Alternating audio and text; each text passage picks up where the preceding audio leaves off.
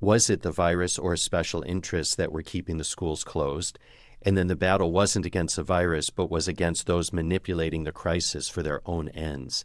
And I'm wondering if you can unpack both of those thoughts.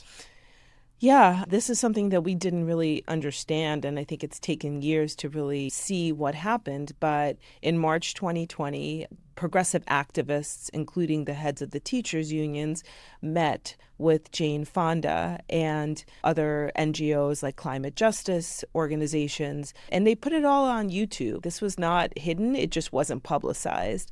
And they talked about how to use the crisis to change society.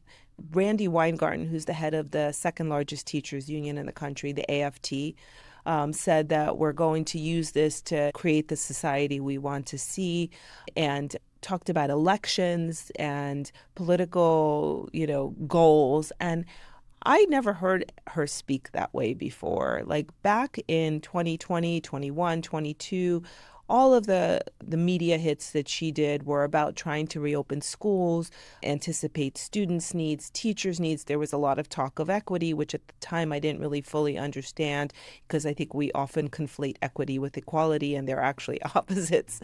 But I didn't realize how this pandemic was being used by the unions to keep schools closed longer so that they could reap the federal subsidies that they got, which was a total of about $189.5 billion over the course of, less than a year to reopen schools, but also to win elections, to change, to remove President Trump and end that first term, make sure that President Trump didn't have a second term.